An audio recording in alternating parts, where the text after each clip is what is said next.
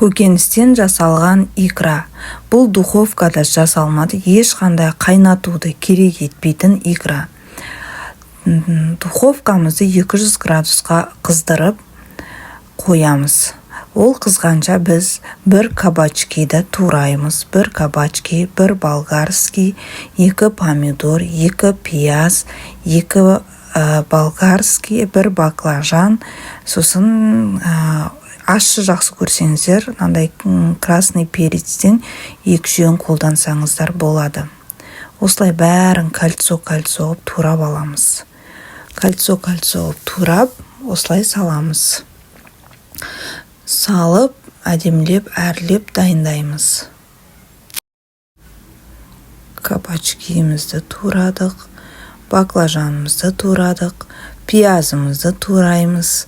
Үстіне сәбіз тураймыз, болгарский, помидор, барлығын турап, үстіне оливковое масло, немесе подсолнечное масло қайсысы бар, соны құйсаңыздар болады. Менде үйде подсолнечное масло, мен подсолнечное маслоны қолдандым. Осылай турап, ыдысқа саластардан, мына жерде менің ыдысым кішкентай, қазір мен үлкен ыдысқа аударам. Үлкен ыдысқа аударып, соны духовкаға қоясыз. 200 градуста уақытыңыз аз болса 40 минут, уақытыңыз көптеу болса 1 сағатқа қойсаңыздар болады. Мен 1 сағатқа қойдым, өте дәмді. Енді оны жасап жесеңіздер, дәмін айта алмайым. Пробаға өздеріңізге, шағынғып, отбасыңызға. Мен осыдан, мысалы, мен жарты литр икра алдым. Жарты литр. Сіз осыны бір жасап көрсеңіз, ертең ешқандай қайнатпай өзіңіз үйде қолдануға болады. Дәмі енді тілі үйрет. Осылай тураймыз, үстіне тұзымызды себеміз, жаңағы немізді, подсолнечный масломызды, сосын өзіңізге ұнаған дәмдеуіштерді қоссаңыз болады. Мен қазір сіздерге көрсетем қандай дәмдеуіш қосқанымды.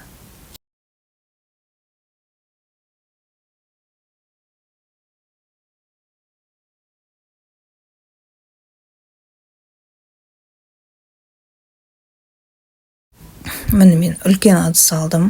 Анау мен ойлағаннан да кішкентай болып қалды ол ыдысым. Үлкен ыдысқа аударам. Осылай аударасыздар.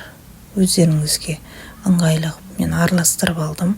Араластырмай сол жаңағы туралған күйінше салсаңыздар болады. Мына жерде перец, черный перец себем. Мен черный перец бір жарты чайна ложка примерно солай сепсеңіздер болады. Енді дәмдеуіштер өздеріңіздің ұнағанына қарай. Аджига деген приправа бар, мен содан қостым. И жаңағы өсімдік майынан құям. Өсімдік май, подсолнечное масло, тұз себем. Өзіңіз дәмдеуіштерді өзіңіздің талғамыңызға қарай жасасаңыз болады.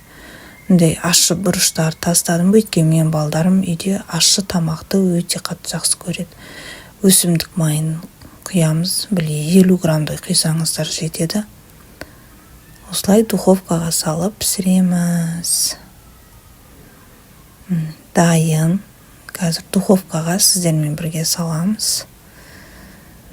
Менде духовка электронный, жаңағыдай несімен, вентиляционный. Осыған 1 сағатқа қойдым. Міне 1 сағаттан осылай болып шығады.